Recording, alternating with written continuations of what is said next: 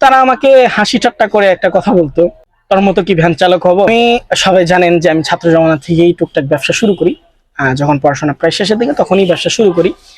তো 1-1.5 বছর যাওয়ার পর থেকে আমি ভ্যানে করে বিভিন্ন জায়গায় গিয়ে আমি বিভিন্ন প্রোডাক্ট সেল করতাম।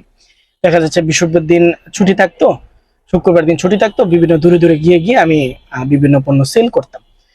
তো আমার ক্লাসমেট যারা ছিল তো তাদেরকে আমি প্রায় সময় বলতাম যে ভাই, সময় নষ্ট না করে ভবিষ্যৎ নিয়ে চিন্তা করো, ভবিষ্যৎ নিয়ে কি কি করবে সেটা ভাবো, সময় নষ্ট করো না। দেখা যেত তারা মোবাইল টিপতো, খেলাধুলা করতো, বিভিন্ন ভাবে সময় নষ্ট করতো। কিন্তু আমি ওই সময়টা দেখা যাচ্ছে ব্যবসা করতাম, জীবনের ফিউচার নিয়ে আমি ভাবতাম। তো তারা আমাকে হাসি ঠাট্টা করে একটা কথা বলতো যে কি চিন্তা ভাবনা করবো, তোর মতো কি ভ্যান চালক হব। তো আলহামদুলিল্লাহ আজকে প্রায় 5-6 বছর পরে এসে আহ ওই ক্লাসমেটদের সাথে যখন কথা হয় তখন জানতে পারি যে তারা মাসে 12,000, কেউ 13,000 টাকা বেতনের চাকরি করতেছে। এমন অনেকের সাথে কথা হয়েছে যারা 8-9 হাজার টাকা, 4-5 হাজার টাকাও আছে অনেক, 8-9 হাজার টাকা ম্যাক্সিমাম তারা বেতনে চাকরি করতেছে। অথচ আলহামদুলিল্লাহ আল্লাহ তালা আমাকে কোথায় নিয়ে আসছে। আলহামদুলিল্লাহ এই পর্যন্ত প্রায় 1,000-1,200 জন উদ্যোক্তা আমার হাত ধরেই আলহামদুলিল্লাহ তারা সাফল্য অর্জন করতে পেরেছেন।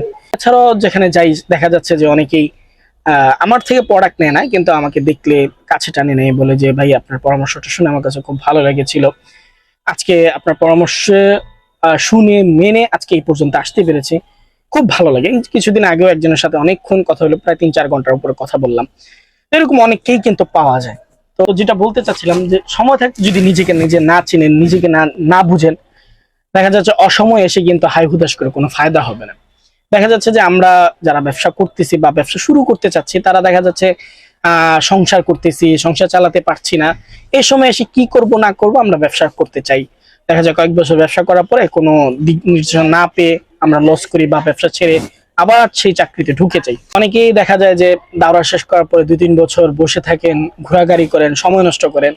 ওই সময়টাও যদি আপনারা একটু ব্যবসা করেন বা যে কাজটা আপনার ভবিষ্যতে করবেন সেই কাজের প্রতি একটু আগ্রহী হন, সেই কাজের প্রতি যদি একটু মনোযোগী হন, দেখা যাচ্ছে যে ভবিষ্যতে এসে বা যখন চাকরিজীবী হবেন, কর্মজীবী হবেন, তখন অনেক ফায়দা হবে।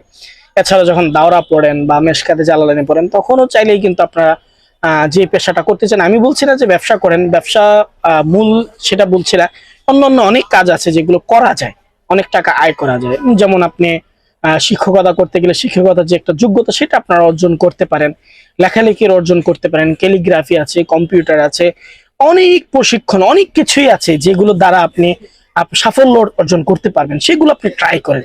আমরা যারা মাদ্রাসায় পড়াশোনা করি বা যারা স্কুল কলেজে পড়াশোনা করি তারা শুধু পড়াশোনা নিয়েই থাকি।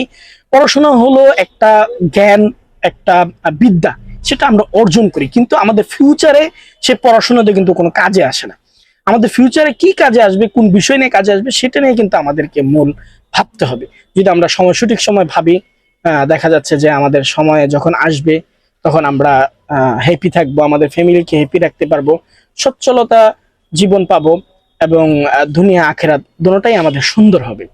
তো আশা করছি আমার কথাগুলো বুঝতে পেরেছেন। যদিও কিছু না বুঝতে পারেন বা আপনাদের কোনো প্রশ্ন থাকে অবশ্যই আমাকে কমেন্ট করবেন, ইনশাল্লাহ পরবর্তীতে সে বিষয় নিয়ে আলোচনা করার চেষ্টা করবো। এছাড়াও কখনো বলি না, বলছি যে আপনারা ভিডিওগুলো শেয়ার করবেন, শেয়ার করলে উদ্বুদ্ধ হই। দেখা যাচ্ছে যে আগ্রহ থাকলে, আপনাদের আগ্রহ থাকলে কোনো বিষয় নিয়ে আলোচনা করার একটা আগ্রহ হয়, সেই ক্ষেত্রে আপনারা শেয়ার করতে পারেন।